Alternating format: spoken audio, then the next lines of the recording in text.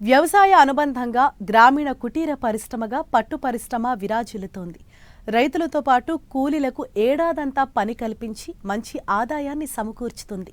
నీటి వనరులు తక్కువగా ఉన్న కరువు ప్రాంతాల్లో సైతం చిన్న సన్నకారు రైతులకు ఈ పరిశ్రమ జీవనోపాధి కల్పిస్తోంది.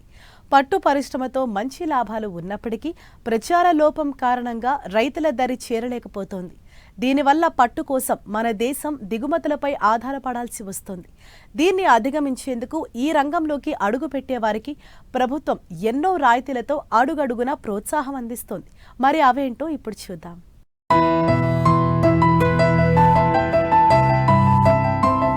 వస్త్ర ప్రపంచంలో పట్టుకు ఎనలేని విలువ ఉంది. పట్టు తయారీ శ్రమతో కూడుకున్న రైతులకు మంచి నికర ఆదాయం అందించే రంగమిది. నూతన సాంకేతిక పద్ధతులను అవలంబించి 2 ఎకరాల మల్బరీ తోటతో ఏడాది పొడవునా పట్టు పురుగులను పెంచి జీవనోపాధి పొందవచ్చు. రిస్క్ తక్కువ, నెల నెల ఆదాయం, ఉద్యోగస్తుల కంటే మెరుగైన జీవనం, ఇవన్నీ పట్టు పరిశ్రమతో సాధ్యం. కొత్తగా ఈ రంగంలోకి అడుగుపెట్టేవారికి ఎటువంటి ఆర్థిక ఇబ్బంది కలగకుండా కేంద్ర రాష్ట్ర ప్రభుత్వాలు అన్ని విధాలుగా చేయూతనందిస్తున్నాయి.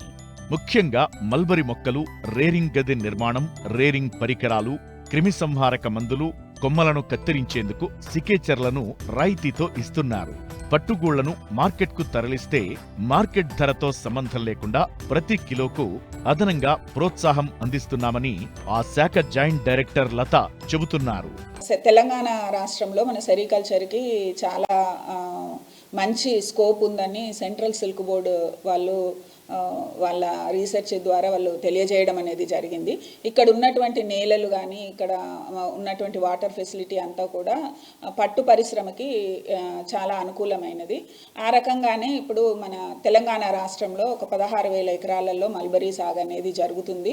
ఇంటర్నేషనల్ లెవెల్లో చూసినా కూడా భారతదేశము పట్టు పరిశ్రమలో 2వ స్థానంలో ఉంది.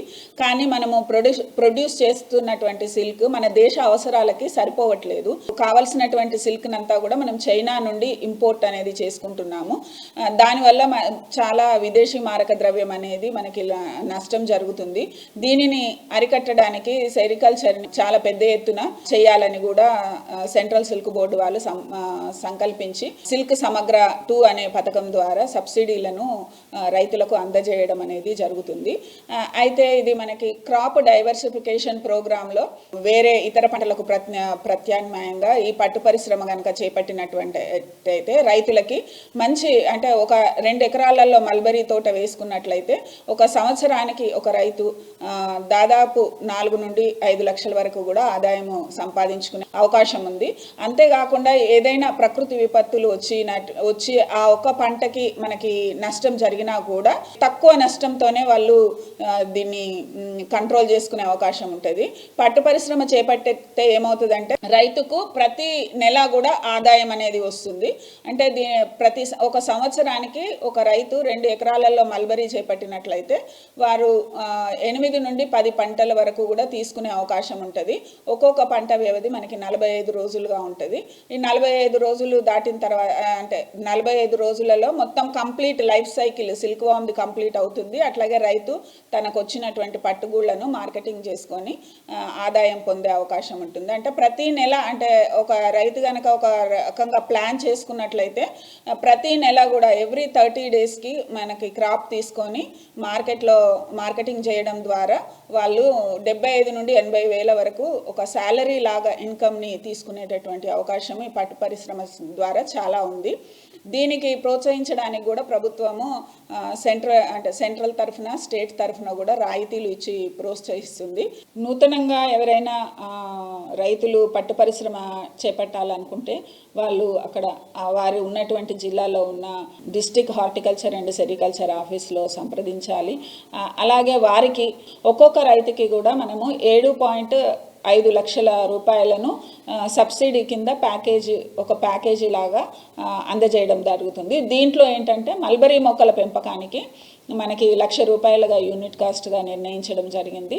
దాంట్లో రైతుకి మనము 50% సబ్సిడీ, అలాగే 25% స్టేట్ షేర్ అనేది ఇవ్వడం జరుగుతుంది.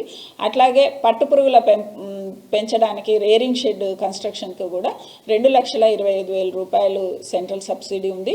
దానికి 25% స్టేట్ సబ్సిడీని కూడా యాడ్ చేసి ఇవ్వడం అనేది జరుగుతుంది.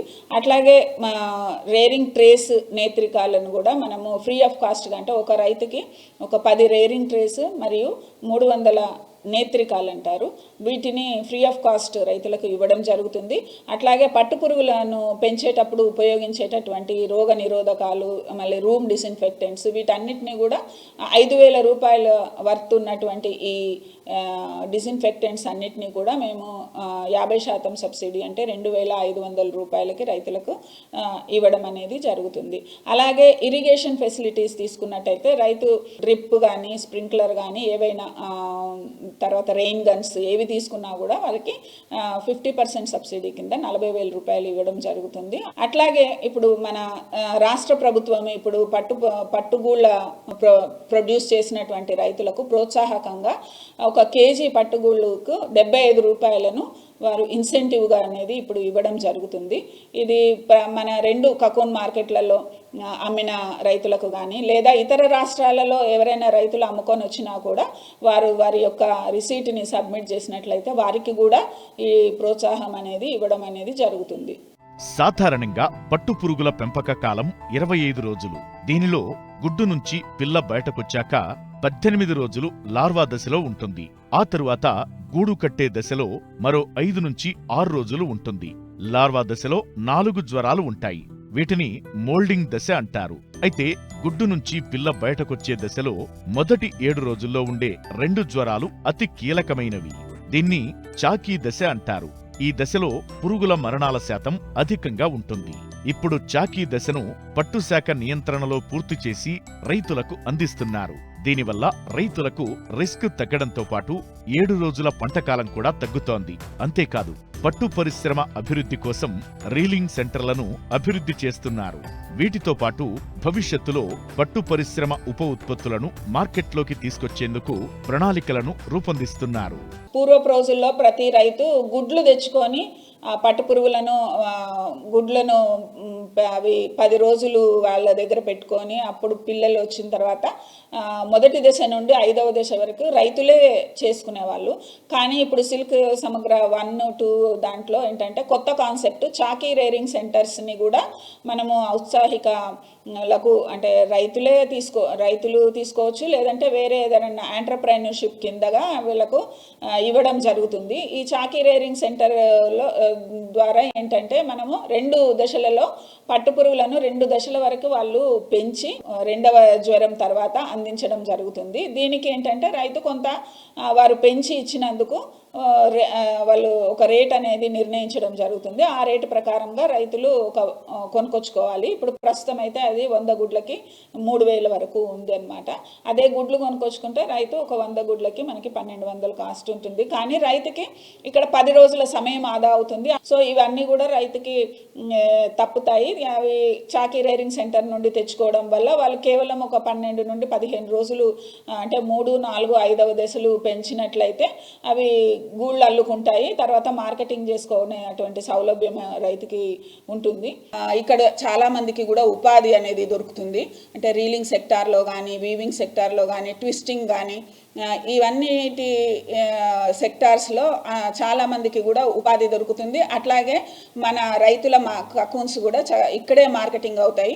సెంట్రల్ వాళ్ళని సంప్రదించి అక్కడ నుండి సెంట్రల్ షేర్ కూడా తెచ్చుకోవడం జరిగింది. దానికి అనుగుణంగా ఇక్కడ స్టేట్ షేర్ కూడా మేము ఈ సంవత్సరము శాంక్షన్ చేసుకోవడం జరిగింది.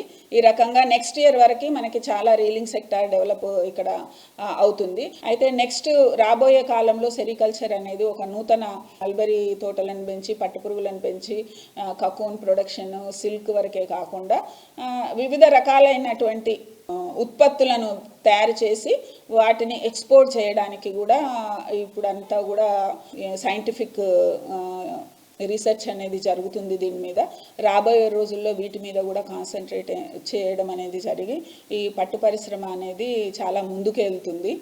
గ్రామీణ ప్రాంతాల్లోని నిరుద్యోగులకు జీవనోపాధి కల్పించే కుటీర పరిశ్రమ పట్టు పరిశ్రమ.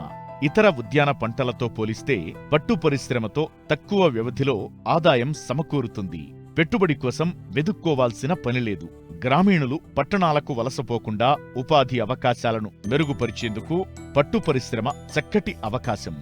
చిన్న రైతు నుంచి పెద్ద రైతు వరకు స్వయం సమృద్ధితో ఆర్థికోన్నతి సాధించేందుకు లభించిన వరం ఈ రంగం.